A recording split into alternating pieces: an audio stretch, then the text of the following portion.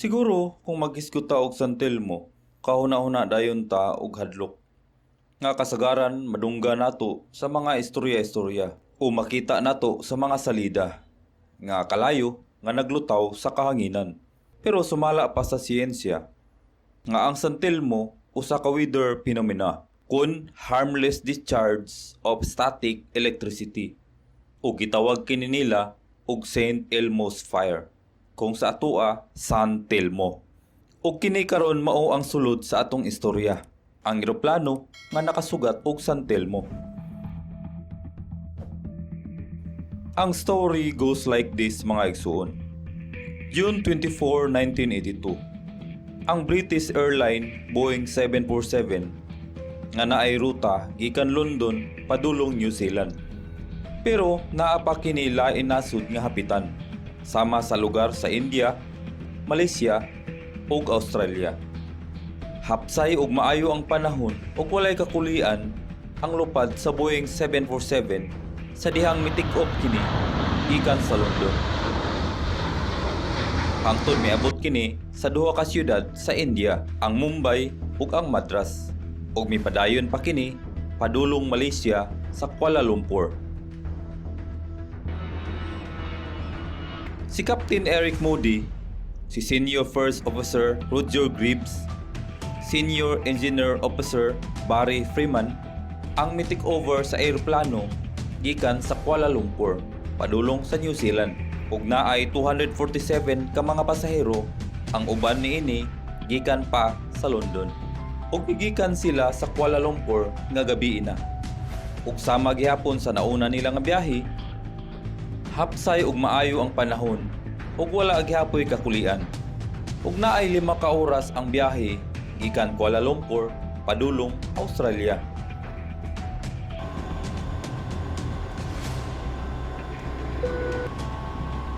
Sa dihang anaa sila sa katasun nga 37,000 feet, diin mao ang normal nga katasun sa mga pasayroan nga eroplano.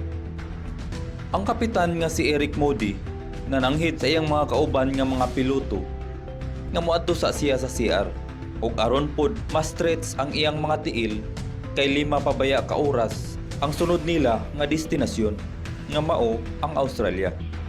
Pero wala pa gani kaabot sa CR ang kapitan, gitawag na kini sa iyang mga kauban. Sa dihang midali-dali kini o balik, nakamatikod ang kapitan nga naay aso nga nagagawas gikan sa mga gagmay nga bangag nga naa sa salog sa eroplano. Ug sa dihang nakaabot na siya sa cockpit, nakita niya ang kalayo nga nagdalan-dalan sa windshield sa eroplano. Ug sa dihang nakalingkod na siya sa iyang lingkuranan, iya dayong giusisa kung unsay hinungdan niini. Pero iyang nasuta nga wala man sila'y panganod o kilat nga giagian ug hinuon maayo man ang panahon ni adtong panahon na.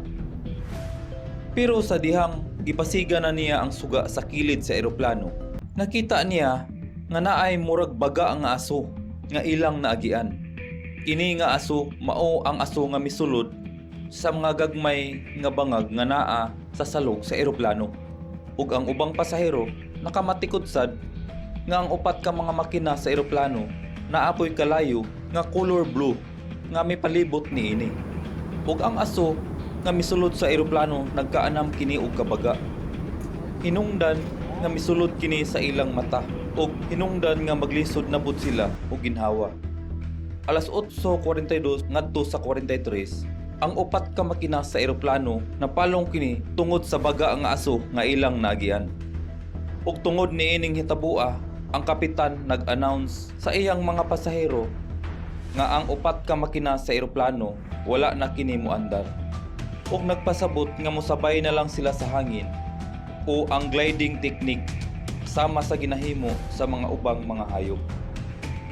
Pero imbes nga magkaguliyang ang mga pasahero, nagunitay na lang hinuon sila sa ilang mga kamot diha sa hilom. Ug ang uban nagsugod na sab og pangadji tungod sa ilang hunahuna nga mao na kini ang ilang katapusan. Gideploy sa kapitan ang oxygen mask sa eroplano aron ang mga pasahero makaginhawa. Pero ang problema, nangaputol ang linya sa oxygen niini. Ug aron makaginhawa ang mga tao, ang kapitan may desisyon nga iyang ipaubos ang eroplano gikan 37,000 feet ngadto sa 13,000 feet. Tungod kay ang katas-on nga 37,000 feet wala kini oxygen. Sa dihang anaa na sila sa 13,000 feet, ang kapitan midesisyon na pud nga muglide na lang sila padulong sa kadagatan aron sa crash landing. Pero sa dihang padulong na unta sila sa kadagatan, gitistingan sa kapitan og start ang makina sa eroplano. Pamasin nga moandar pa kini. Og milagro ang nahitabo nga miandar pa kini. Ug tungod kay nibalik man ang makina, wala na mipadayon ang kapitan sa iyang plano nga mo crash landing sa kadagatan.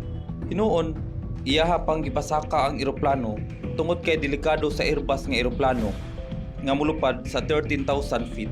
Pero sa dihang pasaka na ang eroplano, nakasugat na pud kini og San Telmo sama sa una nila nga nakita.